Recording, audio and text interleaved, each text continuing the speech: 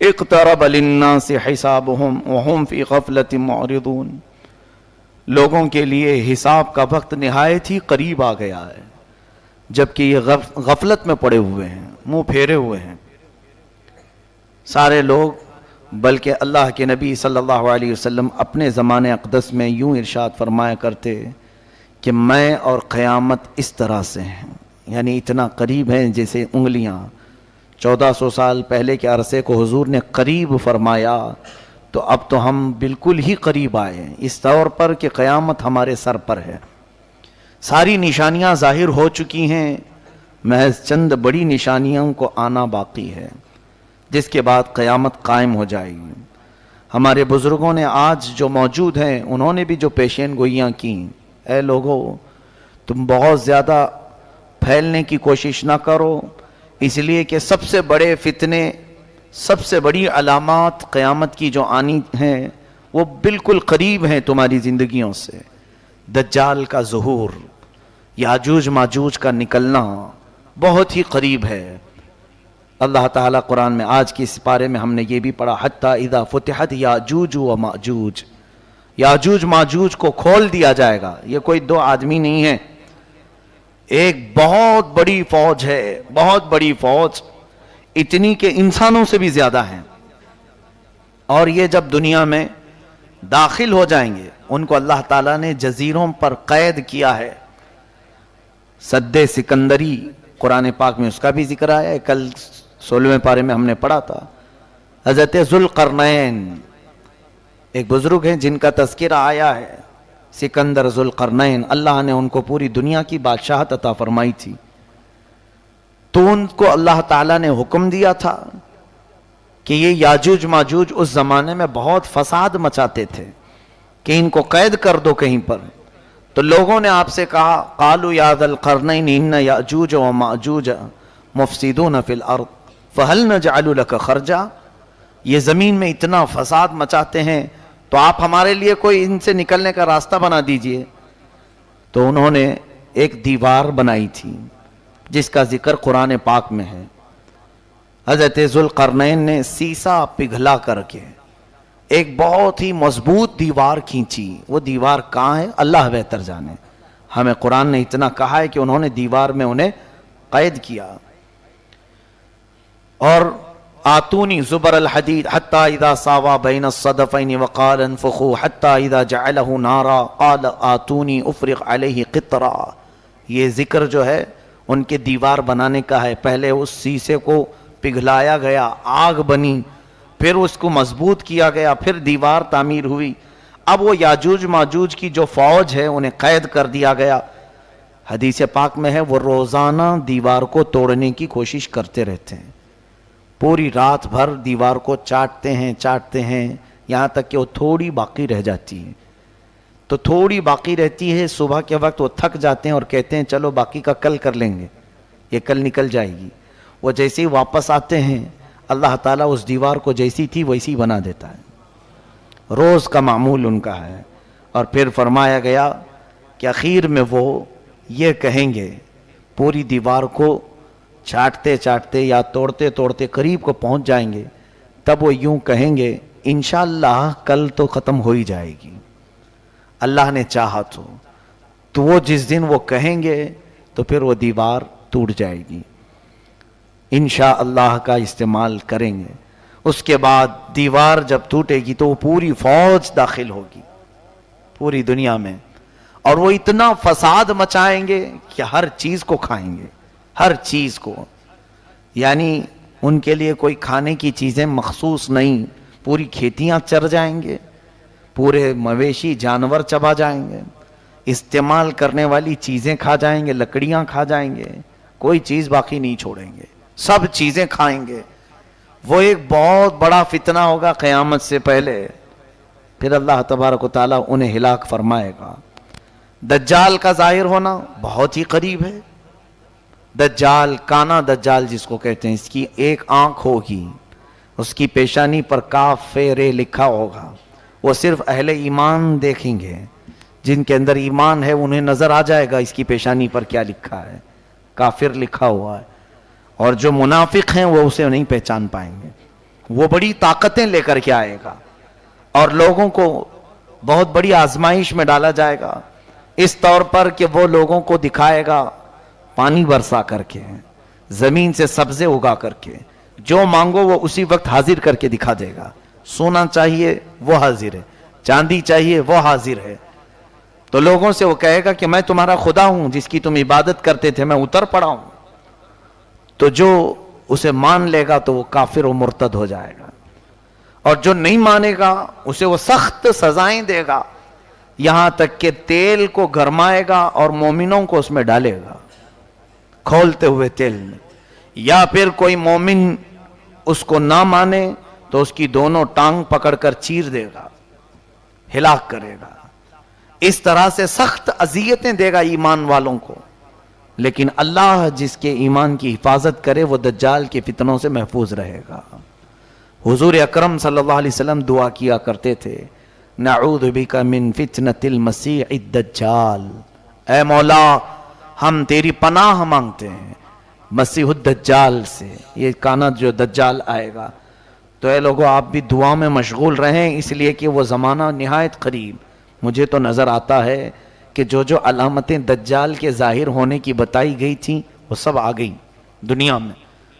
جھوٹ کو سچ کر کے دکھانا عام ہو جائے گا، ہر جھوٹی چیز۔ یہ دجال کی ذریت، یہ پوری میڈیا جو آج دنیا میں ہے، یہ دجال کے آنے کی راہ ہموار کر رہے ہیں۔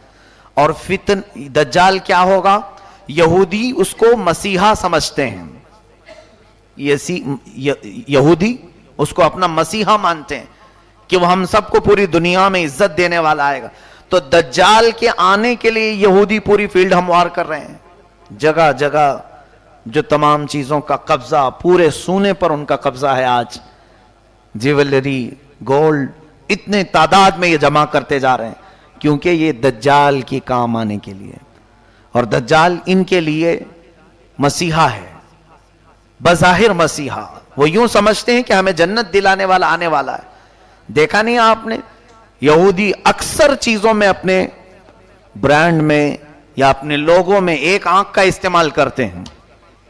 وہ ایک آنکھ کا استعمال دجال کی علامات ہیں۔ وہ دجال کی پوجا بھی کرتے ہیں، عبادت بھی کرتے ہیں، اور اس کے آنے کی دعائیں کر رہے ہیں آج پوری دنیا میں۔ سال میں پورا اجتماع ہوتا ہے یہودیوں کا، اور وہ بار بار دعا کرتے ہیں کہ وہ جلدی سے آ جائے۔ تو یہ یہودی پوری اس کی فوج تیار ہے آج، سارا یعنی فیلڈ تیار کر دی گئی۔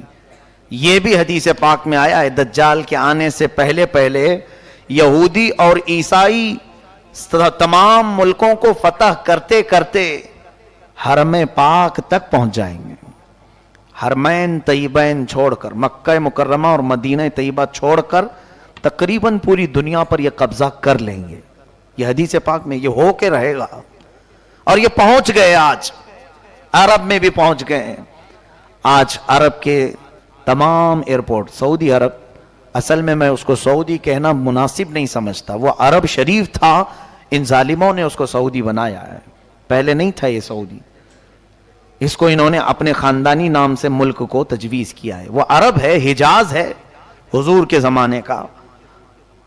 وہاں اب تقریباً سیکورٹی کے تمام معاملات بادشاہوں نے اب اسرائیل کو دے دیا ہے، یہودیوں کو دے دیا ہے۔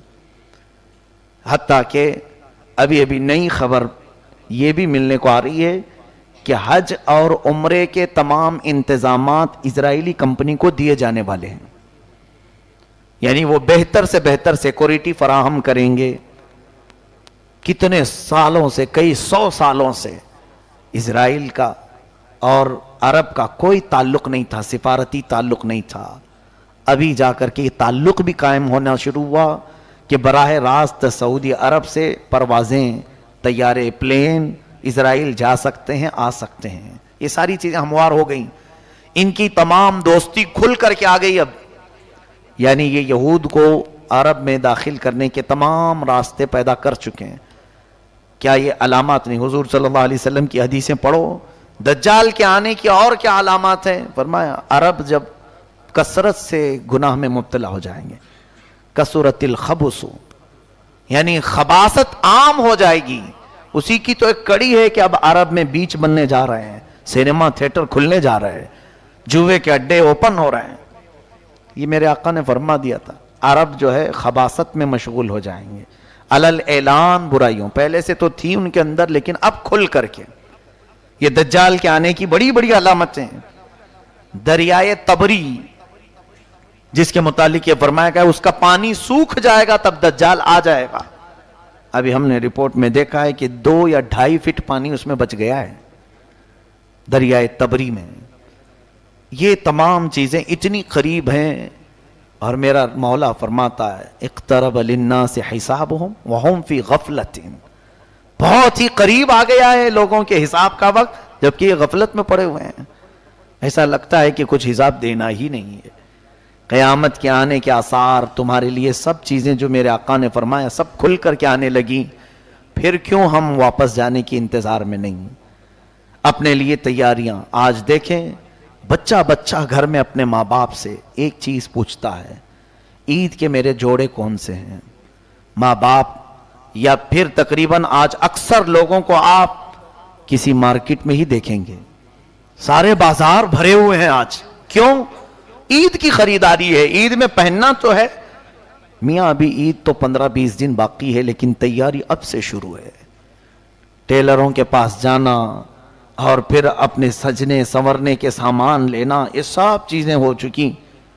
تقریباً عید آنے سے پہلے پہلے سب کے کپڑے تیار ہیں. گھر میں کیا بننا ہے یہ بھی تیار ہے، گھر میں کیسے سجاوٹ ہوگی یہ بھی تیار ہے، سب تیار ہے. ایک دن کی عید کے لیے ہم مہینہ بھر سے تیاریاں کر رہے ہیں. میرے عزیزو قیامت میں مولا کے حضور کھڑے ہونے کی کیا تیاری کی؟ کون کون سی تیاریاں ہمارے پاس؟ کبھی اپنے بچوں کو سکھایا کہ بیٹا وہاں رب تعالیٰ تو تجھے ننگا کر دے گا، تو کیا پہنے گا؟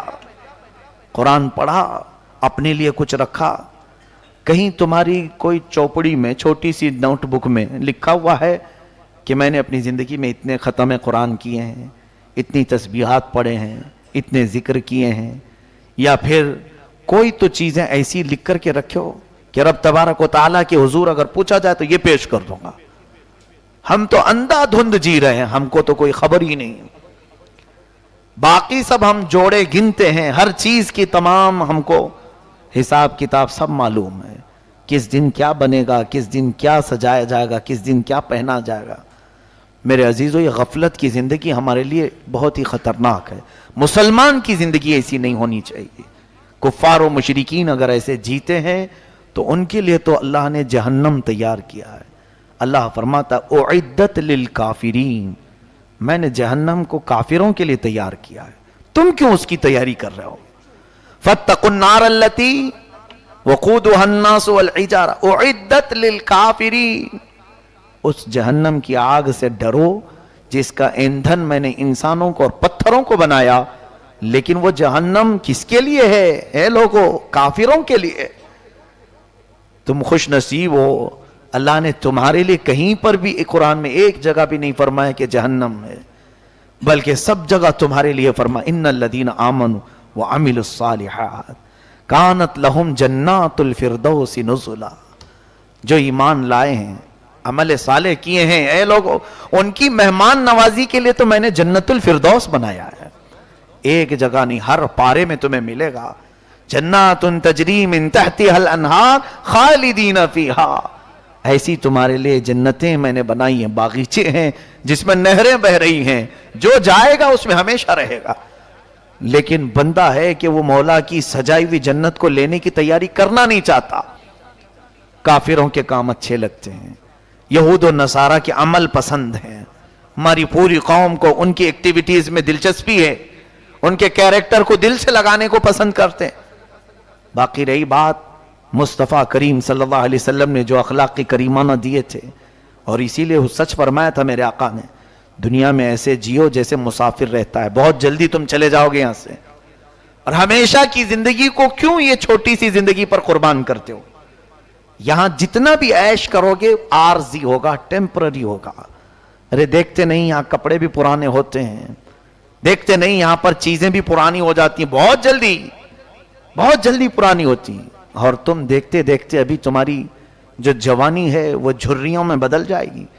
ابھی چہرے پر رنکلز آنے شروع ہو جائیں گے، دانت جھڑنے شروع ہوں گے، بال سفید ہونے لگیں، کمر جھکنے لگے گی. دنیا کا تو قرار ہے ہی نہیں کسی چیز پر. بہت تیزی سے تمہارے اندر تبدیلی لا رہی ہے. کیا اپنے پچھلے حالات دیکھتے نہیں؟ ذرا شیشے میں جا کر دیکھ لینا، چند دن پہلے یا چند سال پہلے تمہارا چہرہ کیسا تھا، آج کیسا ہے. بدل رہا ہے کہ نہیں بدل رہا؟ بوڑھے لوگ اپنے چہرے دیکھیں، کیا ان کے بال کبھی کالے نہیں تھے؟ کیا ان کے چہرے جگمگاتے نہیں تھے حسن سے؟ بہت جلدی تمہارے چہروں پر بھی جھریاں آ گئیں، بدل گئے. تو کیوں یہ نہیں سمجھتے کہ یہاں کی کوئی چیز میں قرار ہے ہی نہیں، پائیداری ہے ہی نہیں. بہت تیزی سے دنیا ہماری ساری چیزیں بدل دیتی. لیکن مولا فرماتا ہے جس کو میں نے جنتی لباس پہنایا وہ کبھی پرانا نہیں ہوگا. جنتی جو بھی اندر جائے گا وہ کبھی بوڑھا نہیں ہوگا. جو جوان ہے جوان ہی ہمیشہ کے لیے. وہ پائیداری ہے، اس کے اندر استقرار ہے، قرار ہے. ان تمام چیزوں کو چھوڑ کر بندہ اپنی غفلت میں جی رہا ہے. اسے مختصر سا عیش چاہیے. خیر، اللہ ہمیں دنیا کی مکاریوں اور عیاریوں سے بچائے. بس دنیا سے اتنا لے لو جتنا جینے کے کام آ جائے، اتنا حاصل کر لو جتنا یہاں سے زندگی گزر جائے. لوگوں کے سامنے ہاتھ پھیلانا نہ پڑے، اللہ اپنا محتاج بنائے رکھے، بس اتنی زندگی گزار لو. باقی رہی بات بہت زیادہ پھیلنے کی تو جنت میں پھیلا لو، وہاں زیادہ سے زیادہ پھیلا لو جتنا ہو سکتا ہے. تم کثرت سے دعا کرو. حدیث پاک میں ہے تمہیں ملے نہ ملے دنیا میں دعائیں، قیامت کے دن پہاڑوں کے برابر نیکیاں اسے دی جائیں گی. پوچھے گا بندہ یہ کہاں سے مولا، میں تو اتنی نیکیاں کیا نہیں تھا. رب تعالیٰ فرمائے گا اے بندے تو دنیا میں روز مجھ سے مانگتا تھا، میں نے تجھے دیا نہیں، وہ سب یہاں کے لیے جمع کر رکھا تھا. بندہ کہتا ہے کاش میری دنیا میں تو کوئی دعا قبول نہیں کرتا، کوئی نہیں قبول کرتا، سب یہاں کے لیے رکھتا. تو آج تو میں فخر سے جنت میں سب کو بتاتا کہ میں سب سے زیادہ نیکیاں جمع کیا ہوں.